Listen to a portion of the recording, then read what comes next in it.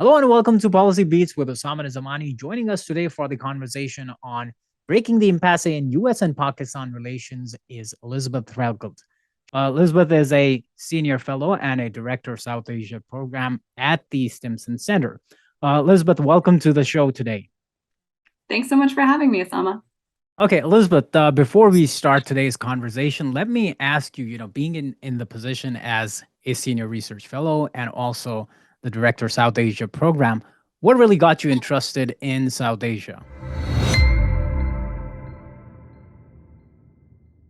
Yeah, it's a region that I think has a lot to offer scholars and analysts. And I think intellectually, really, that was what did it for me at the start. My background was actually in China. I had taken Mandarin for 4 years, had done some work and study in China and Taiwan as well, and then in the Middle East. And so I was I lived in Iraq for a bit, I lived in Turkey.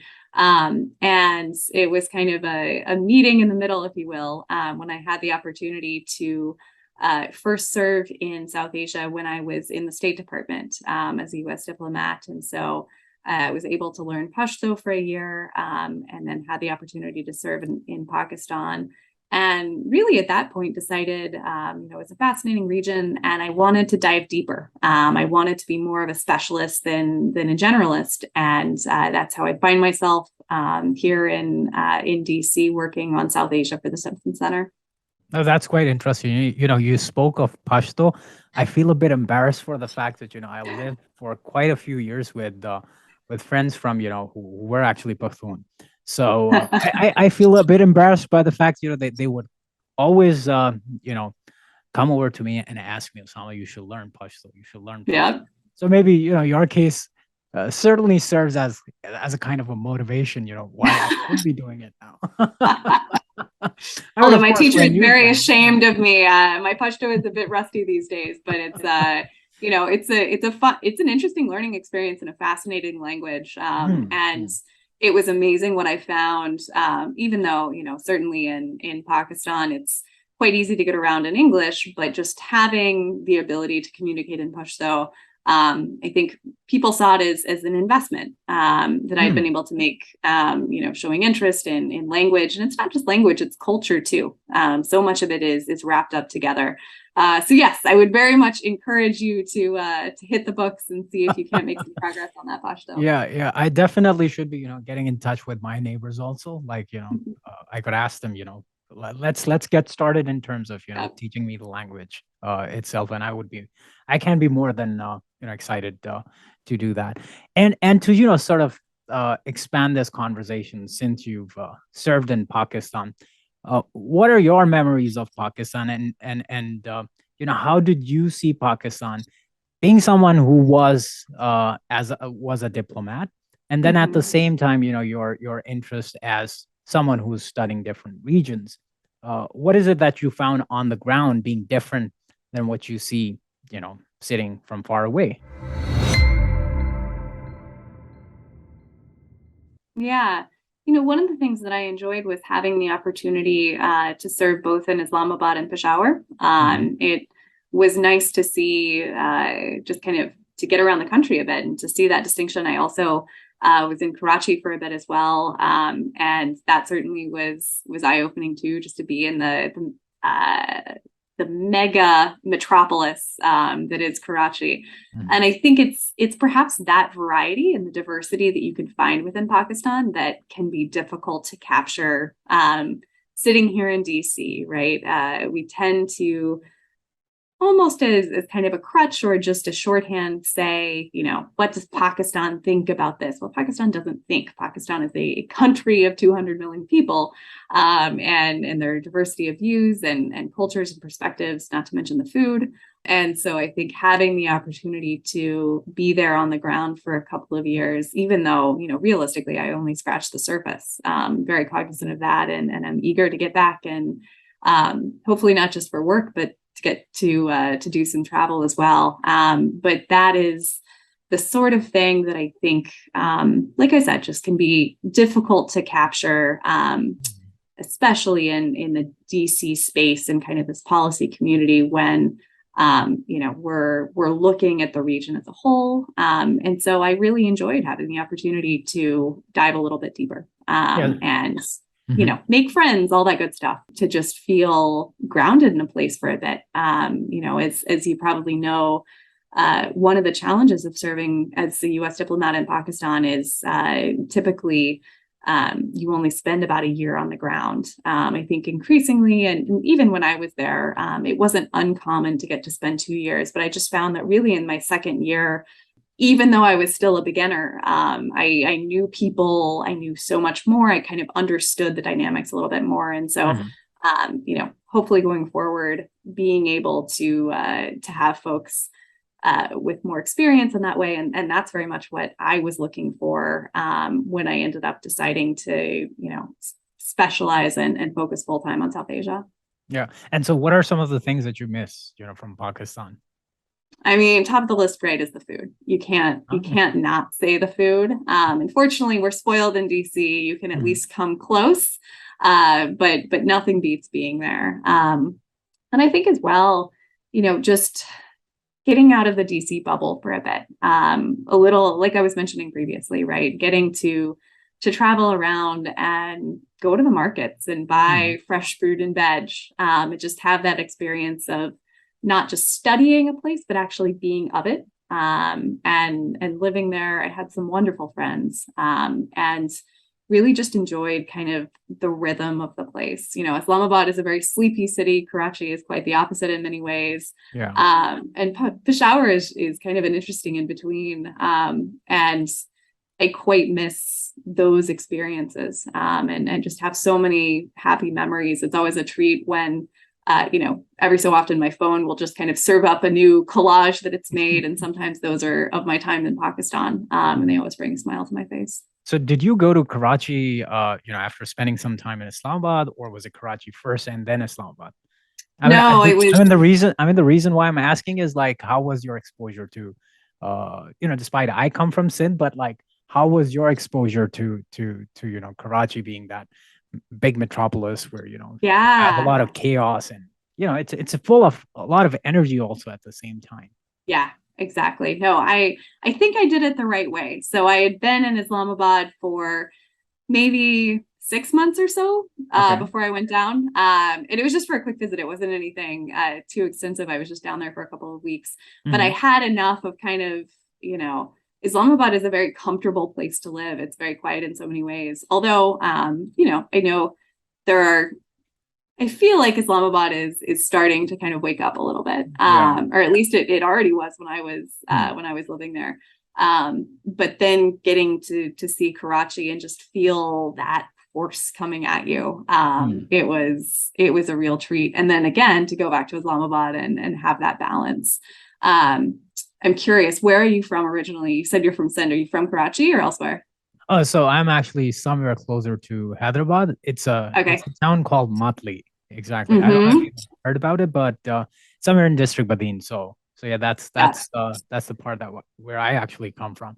So yeah, Yeah. I can imagine like moving here to Islamabad. It's like this very structured, orderly grid, and I think the structure also has kind of an impact on how sort of people live their lives, or even when it comes to mobility. But when it comes to Karachi, it's pretty much filled with energy, but then there's also this chaos, which I do not mean to imply in a negative way. I've Yeah. always loved being in Karachi. I've always enjoyed the energy and the vibe that it actually brings. Yeah, exactly. Yeah.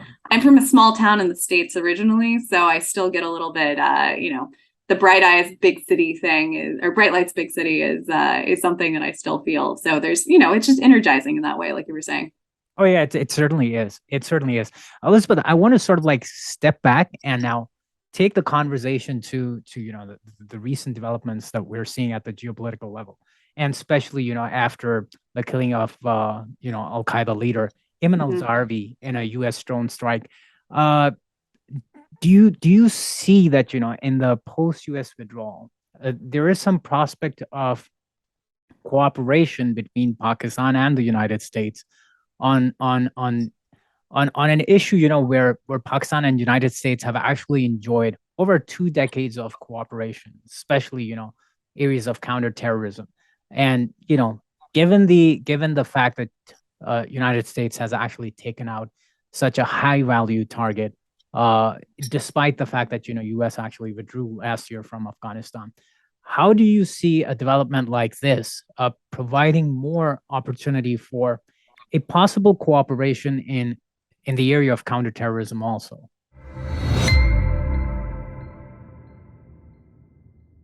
I mean, it's a fascinating question that I think we'll have the opportunity to watch unfold over the next several weeks and months. I will say it's very early days after the strike. We're recording this just in the day after the news broke. And so I expect that as some time passes, we might get some more details over the background of the strike. Like, we don't know how this came about, really, beyond what's been released publicly so far. So just with that caveat, I think what we can say at this point is clearly this is a proof of concept for the over the horizon CT capability that I think had been questioned post Afghanistan withdrawal. There were some discussions and debates over how realistic a strategy this was, whether the US was going to be able to act against terrorist targets, to find and ultimately take action against them. And, this strike, based on what we know so far, seems to be a clear demonstration of that. In terms of, the broader regional repercussions and what this means in terms of CT cooperation, again, it's very early days. I know, certainly I would expect that going forward within Afghanistan, this is going to cause a pretty significant shakeup, potentially within the Taliban. I think we can imagine some challenges that they're going to be facing just internally as a result of the strike. We haven't seen a response from the Taliban to the fact that, this is a pretty clear demonstration of the fact that they were continuing to host a senior leader of Al-Qaeda. We have the statement from the State Department pointing out that this is in contravention of the Doha deal, and we haven't really seen a response from the Taliban to that so far. In terms of Pakistan's role, we also don't know about the flight path of the drone that seems to have carried that out. I think that's a pretty big question, to see whether that was something that crossed over Pakistani airspace, for example.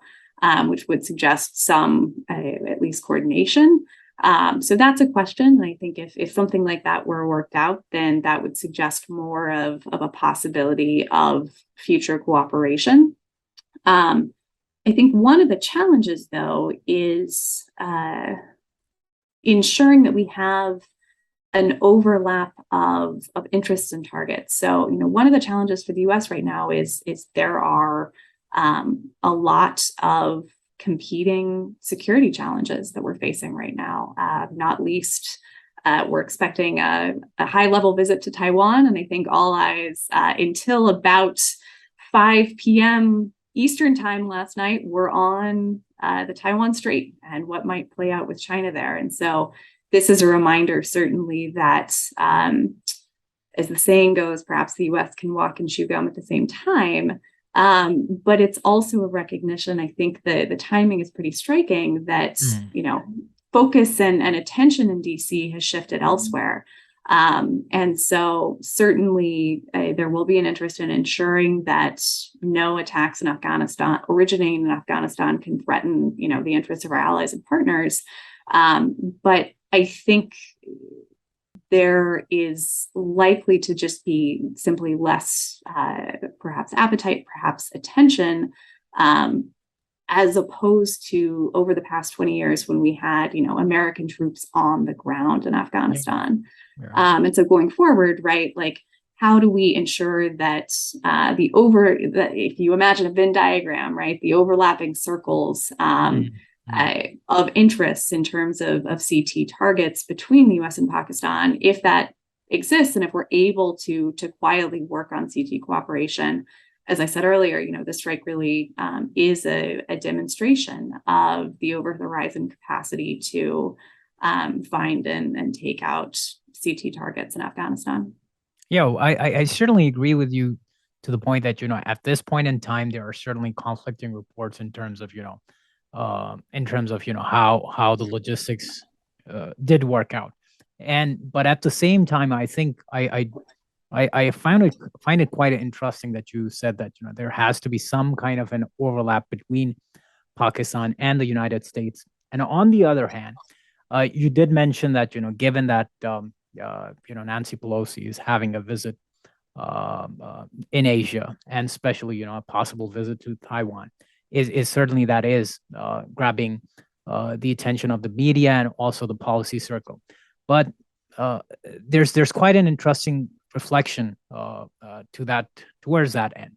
I still believe, and this is what I'm sort of like, taking away from this, is that while there may not be a lot of public discussion out there in the open or perhaps in the media, but what you're perhaps suggesting is that, things may certainly take place away from the public eye. And, that may come only be, that can only be seen, when action or deliverables are perhaps met based on some kind of an overlap between the two sides. Yeah, and I think the challenge, right, is to the extent that Pakistan is able to put pressure on the Taliban to take action against these groups or has access to information about their whereabouts, that is a major concern of the US, and it has been for the last 20 years. And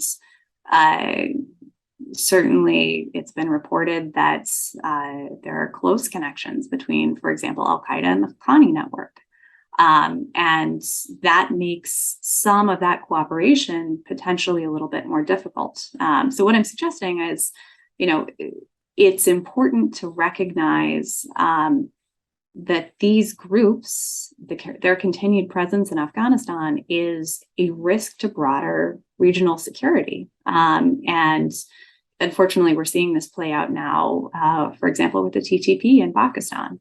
There's been an uptick in attacks since the Taliban takeover, in Pakistan is working very hard to try to address that problem. And I think perhaps the US and Pakistan would simply prioritize or rack and stack those groups a little bit differently in terms of priority order. But to my mind, this is such a potent reminder of the fact that these groups still exist. As we see in regular UN reports, they are finding space to operate a little bit more comfortably than they did before the Taliban takeover. We're seeing early reports that Zawahiri had moved at the beginning of the year from Helmand to downtown Kabul because he felt safe and protected with the Taliban in charge. And so, to my mind, that's a troubling sign, even if, ultimately he miscalculated pretty badly. He's not the only person out there who has the potential to do serious harm with a secure base in Afghanistan. And so I think to the extent that the region as a whole recognizes those challenges, and it's not just Pakistan, right? This is something that affects the wider region and indeed the world. So it's really just a reminder that even after 20 years, with the Taliban back in charge, to the extent that these groups have more space to operate, more space to collaborate, to cooperate, we haven't even really gotten into the ISK factor. But I think there are troubling signs from what we're hearing from reporting, even as the strike is certainly a victory and a vindication of the over the horizon terror or over the horizon CT approach that we've seen from the US so far. No, of course. And Elizabeth, now taking that conversation forward in terms of, bilateral relations, and I think, this area is something in terms of, when speaking about the area of CT related cooperation, I think, you're right in pointing out to the fact that as weeks will go by, some kind of clarity would certainly come forward in terms of taking the cooperation forward in this area. But now I want to sort of come back to one critical area of bilateral relations between Pakistan and the United States, especially when we speak about the issue of having the strategic communication, both from Pakistan and the United States. And do you think that either side is not doing the right job in terms of getting the message out there, or perhaps the issue remains with the content and the substance itself, that whether we're not focusing attention at the right substance in terms of getting the right message out?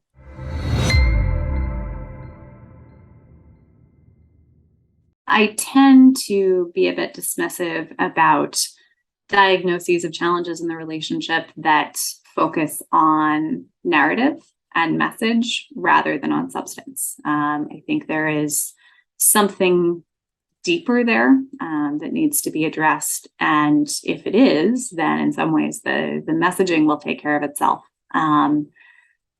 Zooming out a bit, though, right? I think it's important to see where we are today in the bilateral relationship in the context of the decades prior. This is a relationship that in many ways has been kind of like a roller coaster. If you imagine, the highs and the lows, the peaks and the valleys.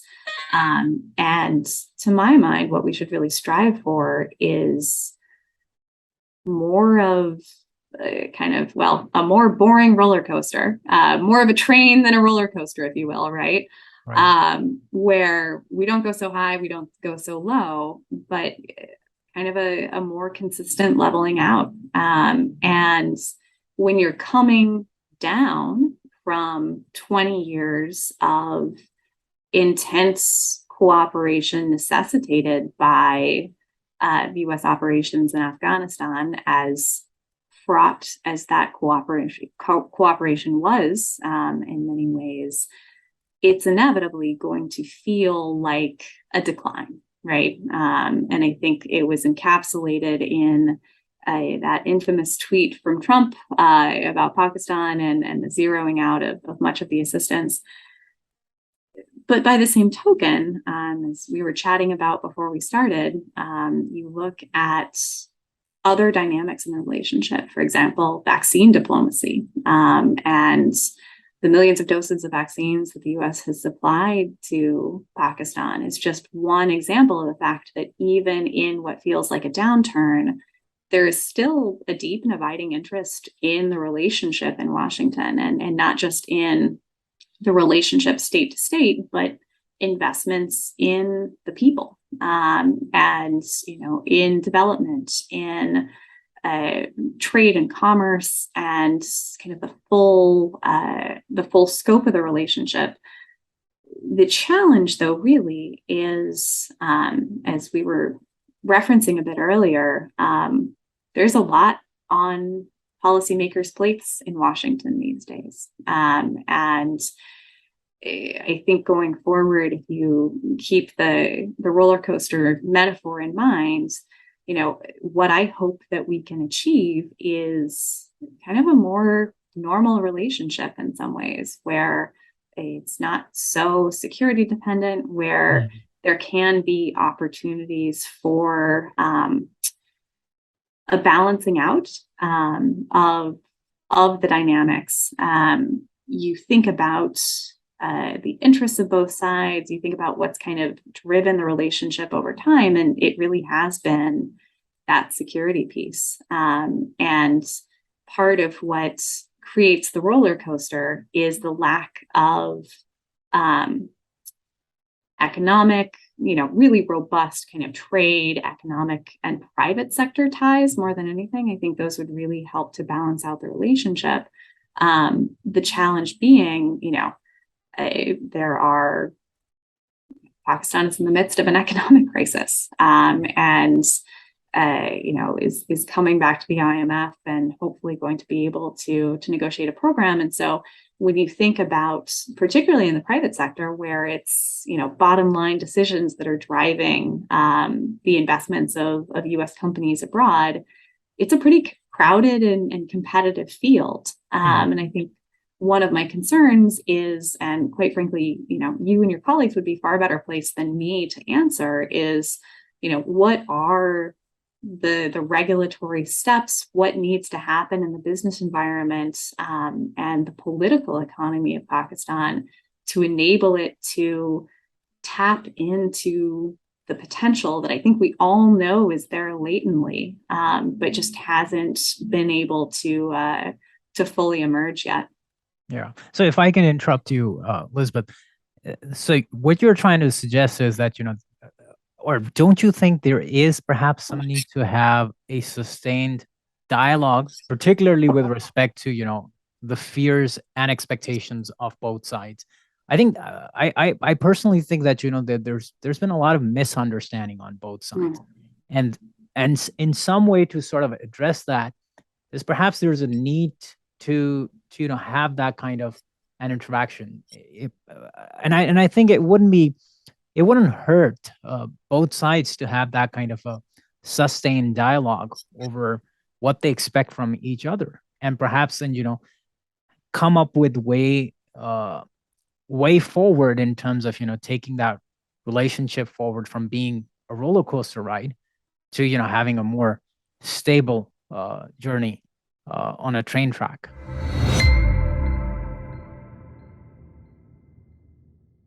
Yeah, I am always a fan of dialogue. A former diplomat, so dialogue is often vital and helpful. But I think cards on the table right now. If you just flash back and rewind to the conversations that were happening in April of this year, for example, in Pakistan, where politically it has become useful to criticize the U.S., to accuse the U.S. of blatant political interference in Pakistan in a way that, first of all, is utterly unfounded, but also I think is, unfortunate in terms of what it means for the broader relationship. Because even though, I have full confidence that both governments are still going to find ways of working together, it's not just about the governments, right? It's about the broader atmospherics and dynamics between the two sides. And so I do worry that, in some ways, and as the former sole superpower, and now still, one of two, depending on how you see it, the U.S. is an easy punching bag. It's not just something we see in Pakistan. It happens all over with populist leaders. But that takes a toll. And I think is something that does worry me going forward, depending on how political dynamics play out. It's such a challenging time in Pakistan right now. And so, I think I'm setting my expectations pretty low in terms of what both sides should look to achieve. But to your point, in terms of clearing up misperceptions and just kind of sitting down and having a conversation, part of the challenge is we have perhaps had outsized expectations for a while. You think back to the aspirational goals of Carrie Lugar Berman, for example, that massive funding package and the investments the U.S. was ready to make. And I think there've certainly been some lessons learned since then. But, to my mind, the task for policymakers and analysts now is to sit down and say, let's look at the world as it is. There is a lot of competitors when it comes to just kind of the attention of policymakers on both sides. We find ourselves struggling not to wind up on opposite sides of kind of this great power competition dynamic between the US and China. We are in a position, Pakistan itself is in a time of economic and political and security flux in many ways. The US is heading into a midterm election in November. We have general elections 2 years away, but feeling closer by the day. So with all of that, what are the priorities of both sides that genuinely overlap? where we can find some space to grow, and almost treat that as let's start here. Let's not shoot for the stars necessarily, but try to do our homework. And, on the Pakistan side, like I was alluding to earlier, right the economic ship, create space and opportunities for the private sector side, which will be so important to balance out that relationship from kind of the ups and downs of the geostrategic dynamics. So I think, perhaps that's not the most inspiring prescription, but really realistic, low expectations, and waiting for the time to be right to be able to build on that in a more sustainable way than I think we've been able to do so far. Yeah, well, I certainly do agree with the fact that, I think we need to sort of keep the overall bilateral relations insulated, from domestic politicization, especially in the discourse of domestic politics. But then I also want to sort of, touch upon this point in terms of, as we spoke about having a more sustained and an incremental dialogue over, apprehensions and expectations that we have from both sides. I think it's also important to, as we have our conversation, to touch on this concern that there's a perception on each side. Like, for example, in Pakistan, there's this concern that perhaps United States, as part of its Indo-Pacific strategy, is moving a bit too close towards India, and then on the other hand, in DC, we see this perception that perhaps Pakistan is moving completely way too close to China. Despite there's been a history to that bilateral relationship, but these perceptions sort of tend to be like mediating the overall way we approach each other. So how do you think that such kind of perceptions are likely to lead both sides towards self-fulfilling prophecies, or a path similar to that? So how important do you think it is to kind of consider these perceptions as the two countries approach each other in terms of resetting their relations?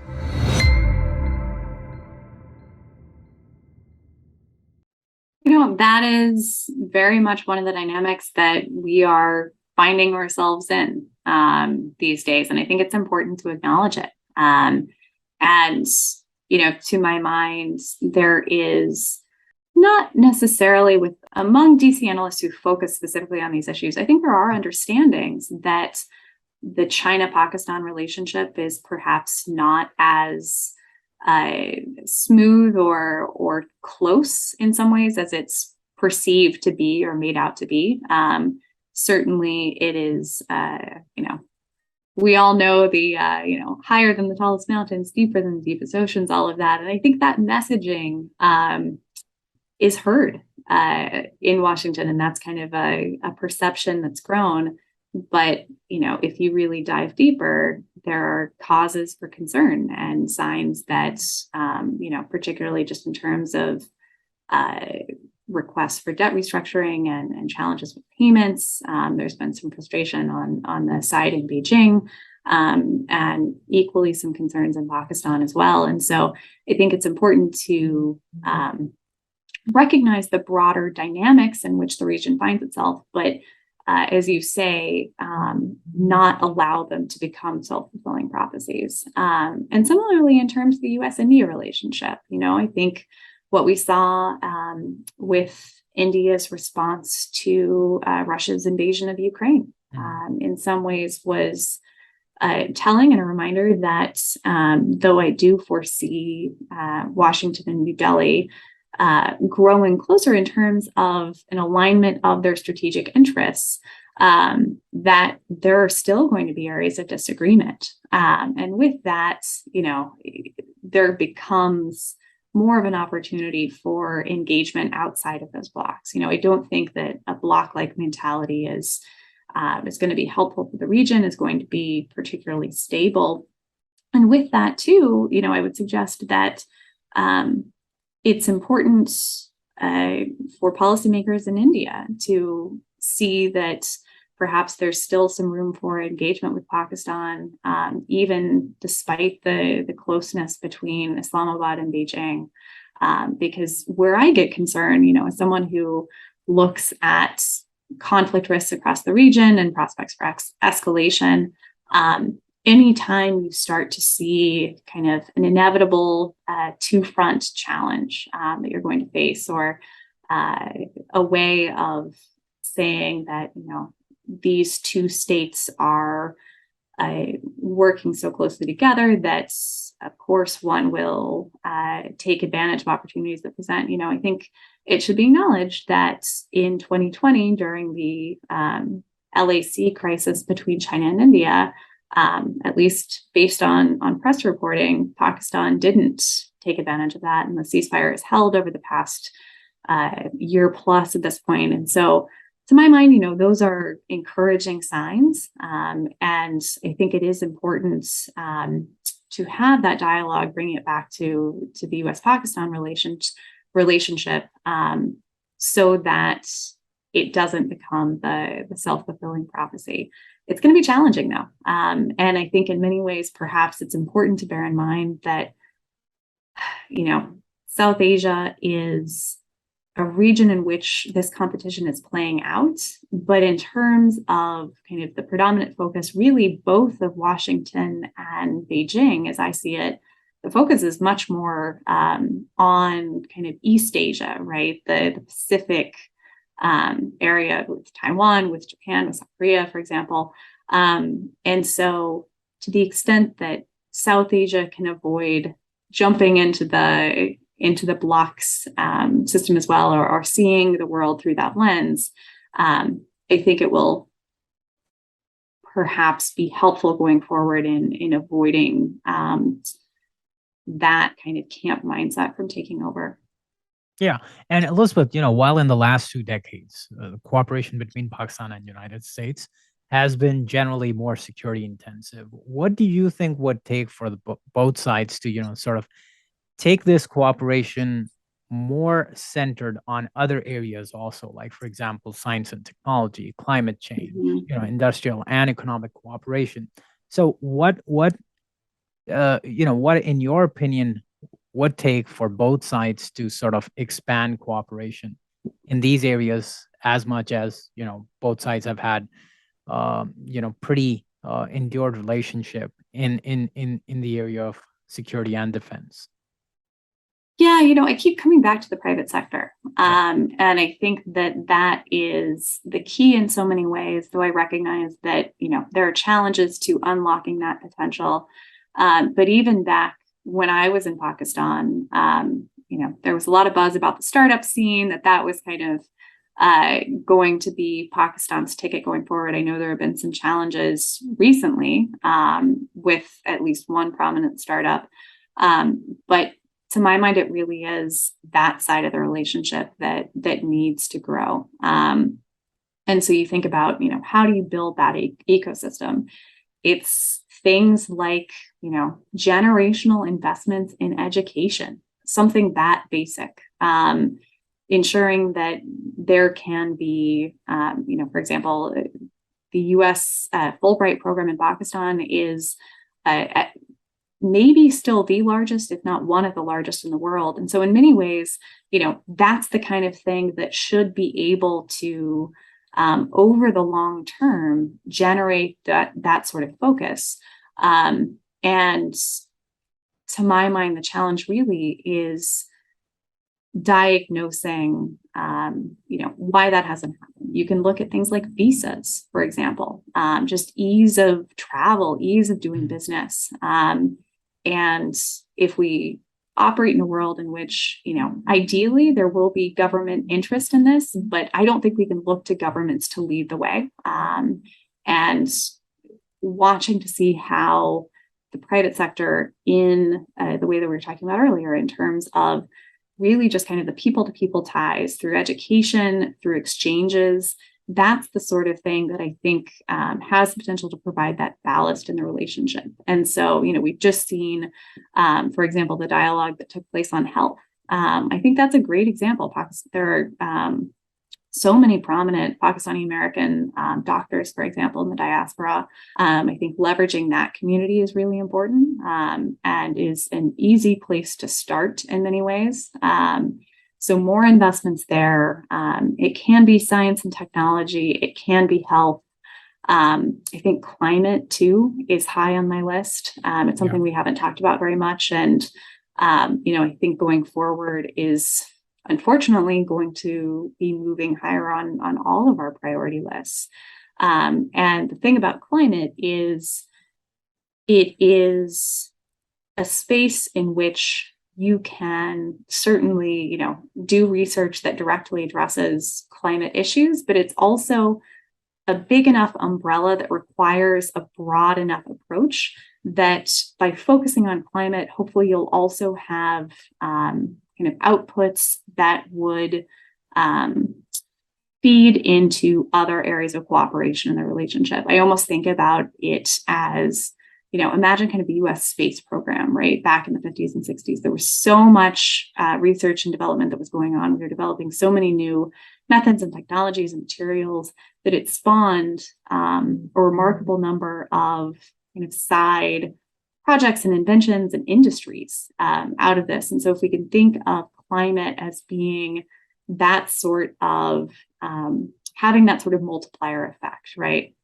Something we need to focus on has security implications, which I think in some ways is important in order to get the attention of policymakers on both sides, but also is something that down the line, it's going to be vital for the economy and could actually create a number of green jobs and opportunities for FDI, for example. So I think those would be on the top of my list.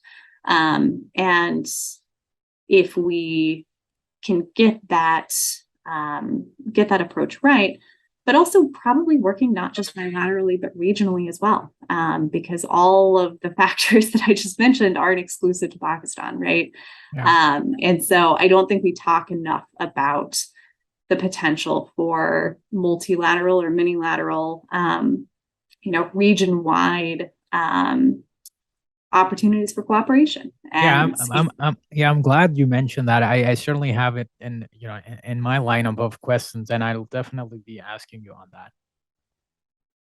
Yeah, no, I look forward to it because it's, there's an elephant in the room there, certainly. But I think to the extent that climate and some of these perhaps less controversial topics can be a useful way forward, that's an approach that I would love to see at least tested. Yeah, and I think you being a think tanker and I being also a think tanker, I think that's probably one area where we could have more prolonged and back-to-back conversations on how to sort of expand that cooperation in this very critical area. And since Pakistan is certainly among top 5 states which is being adversely affected by climate change, and that too being a country which is certainly not among those top countries which is producing the amount of carbon emissions. So I think going forward, climate change is certainly something that the two sides can take discussions forward from, and I think think tanks can certainly play a leading role towards that end. But at the same time, on the other hand, Elizabeth, I would also like to ask you, like from an American perspective, although you're someone who's been in the business of research and diplomacy and policymaking, what do you see from an American perspective that how can Pakistan provide relative advantage to American businesses when they look at the region, when they look at the regional market?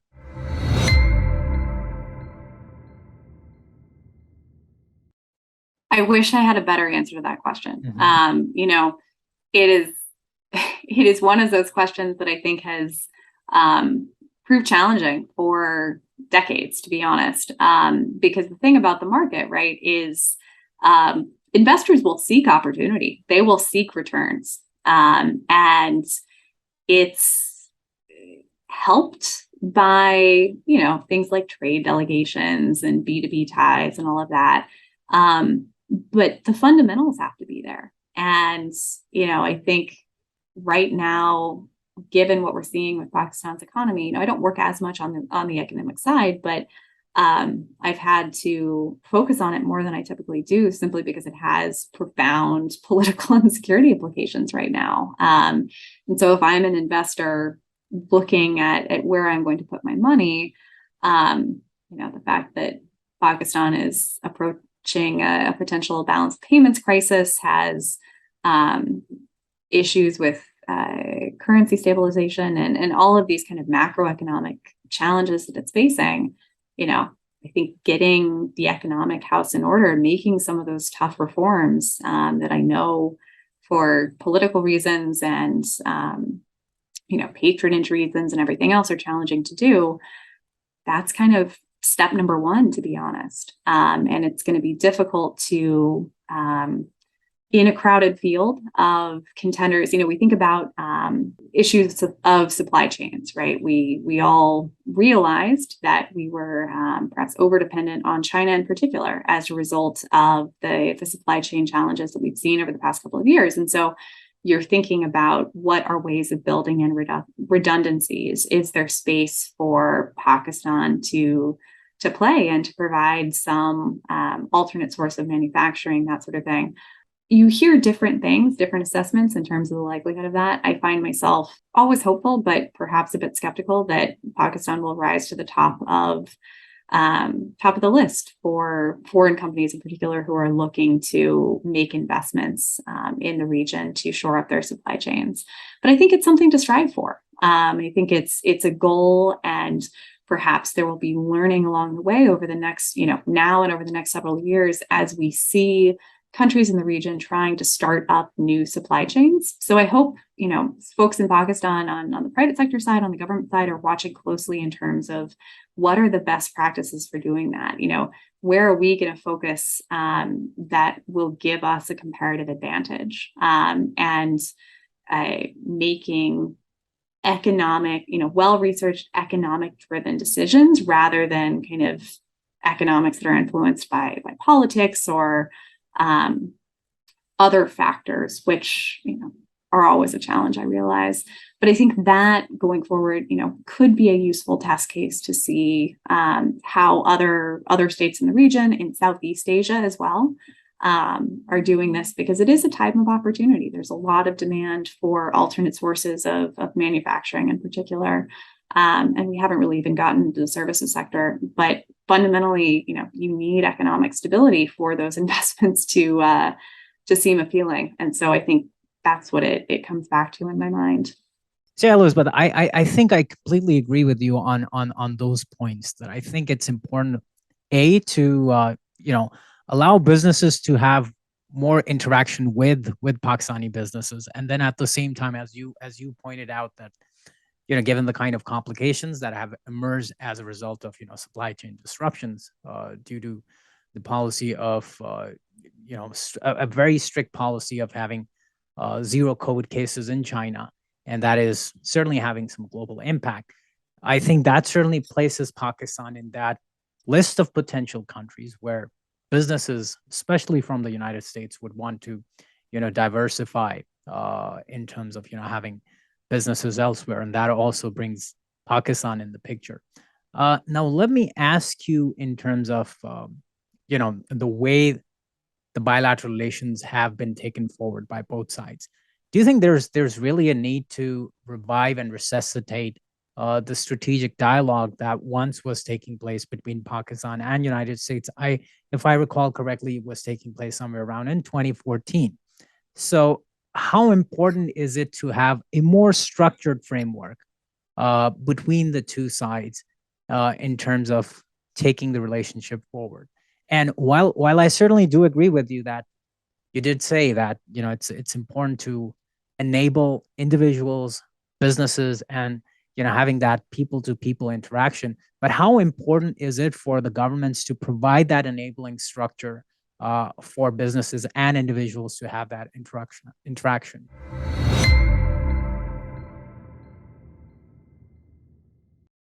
Yeah, I think on the strategic dialogue question, I'm somewhat I think I care less about the structure that the form or structure that it takes, then that there is continuing dialogue, right?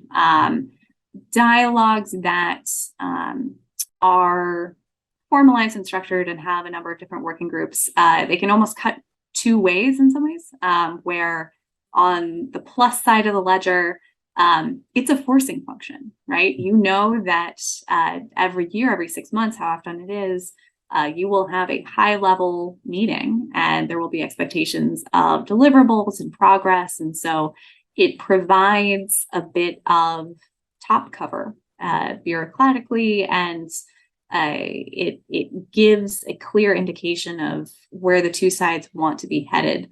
And so it can create a momentum of its own. That's kind of on the plus side. On the negative side of the agenda or of the ledger, if the time isn't right, it can be more about the dialogue itself than it is actually about using the dialogue to advance policy priorities.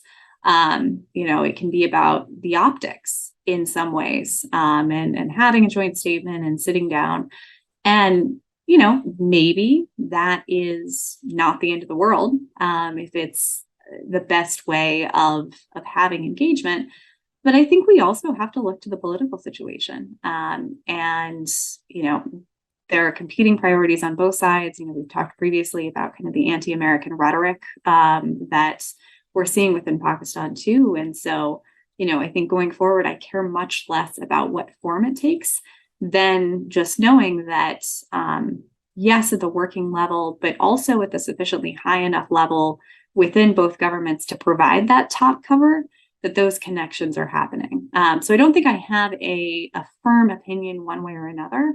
It really is, though, just the importance of making sure that the structure suits the circumstances. And, I think we need to be aspirational to an extent, but probably more realistic in gauging where those areas that we absolutely need to cooperate are, and what are those that are, a little bit maybe lower down the priorities. Because the other piece of strategic dialogues, right, is typically they'll have a number of different working groups, and perhaps you'll see more progress on some than on others. Again, it's, if that's a structure that suits both sides, then all the better. But I think the caution would be to not let the structure dominate the content of those conversations. Yeah. And now, to start, before we wrap up our conversation, and you did speak about, having a more multilateral approach to the bilateral relations. I sort of want to ask you that, both India and Pakistan and South Asia at large, broadly, is, approaching nearly 75 years of post colonial rule. What would you suggest that, United States can do in terms of having a more regional approach towards, promoting connectivity, towards promoting regional integration and trade within the region itself, given the fact that, right now at Pakistan, we are certainly facing a difficult economic situation. There's certainly an issue of balance of payment crisis that we're struggling with. But then at the same time, while there's this ambition for the long run, how could we in the short term, come up with approaches which are a bit winnable for everyone within the region? And if I could also sort of, expand and include, the immediate region like Central Asia and Middle East. Yeah, so a number of questions packed in there. I think my first response would be,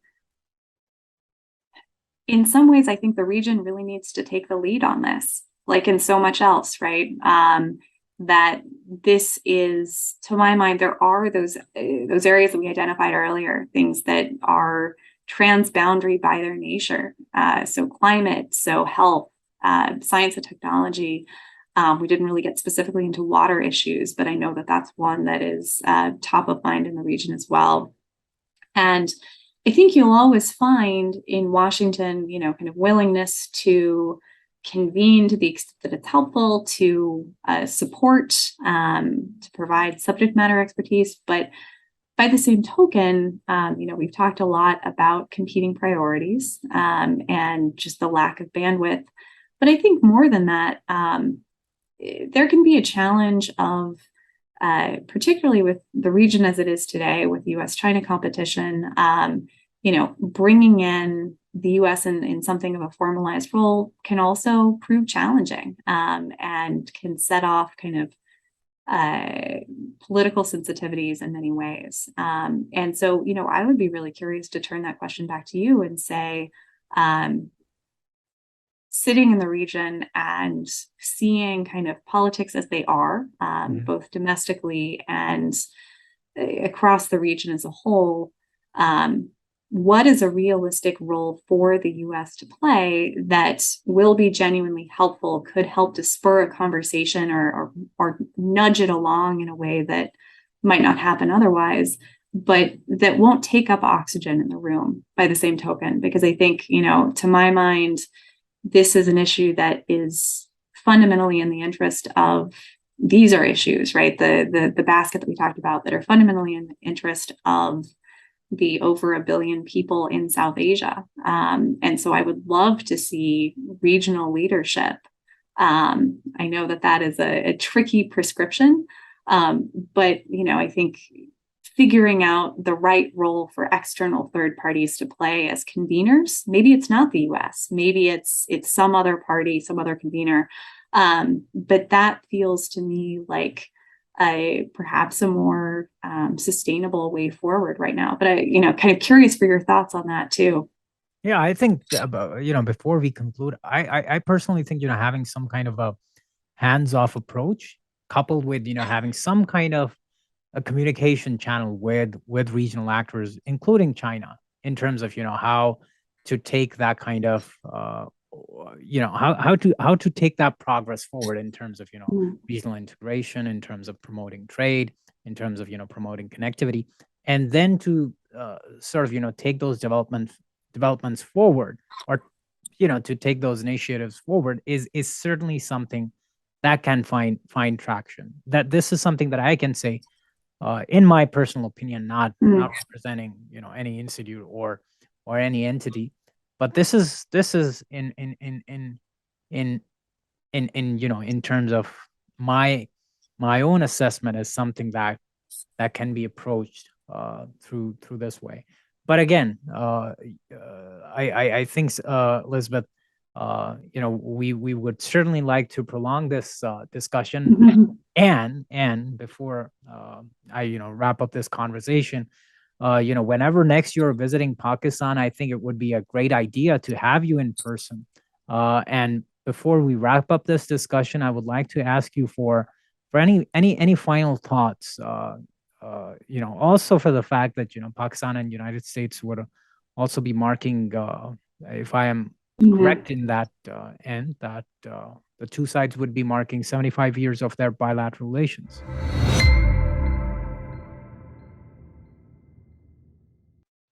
Yeah, I was fortunate enough to attend a gathering at the Pakistani embassy in DC a couple of weeks ago.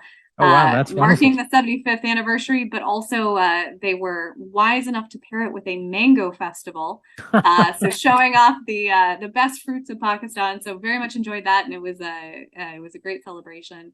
I think going forward, there was a great piece by Uzair Yunus of the Atlantic Council that ran in Dawn recently that's been on my mind. And he kind of put his finger on something that I'd been thinking through, which is just how we are at one of those moments where, over time, Pakistan has based a lot of its kind of foreign policy focus and strategic orientation towards the great power of the day. And in many ways, due to the blessing or curse of its geography, of its location on a map. And I think going forward, for reasons that we've talked about at quite a bit of length today, I don't see that being an approach that is sustainable going forward. I think there is really a need of a rethink. And fundamentally, that's an answer that Pakistan is going to have to answer for itself, right? That is not something that the U.S. can or should dictate. But it's also part of that process of finding a new normal in U.S.-Pakistan relations, and finding what those issues are that are genuinely of mutual interest, and identifying the best way for Pakistan and the region as a whole to take a leading role on these issues that directly impact the lives of their citizens. And then for the U.S. to find creative ways of plugging in, be it through government, be it through foreign investment in the private sector. I think that is as close to a more sustainable prescription as we can come. And I hope going forward that these will be conversations that we can build on. So really grateful to you for the invitation today, and certainly hope to follow up in person. It would be great to continue the conversation, and hopefully we'll have much more food for thought going forward. Thank you so much, Elizabeth. It was certainly a pleasure having you over for the conversation today. And as we wrap up, I would, certainly like to thank our audience that has actually joined us and watched this podcast today. Guys, if you have any comments, any suggestions, please do not forget to mention them in the comment section below. You can go ahead and subscribe to the channel. And if you like the podcast, please hit the like button. And thank you for joining us today once again. Thanks so much.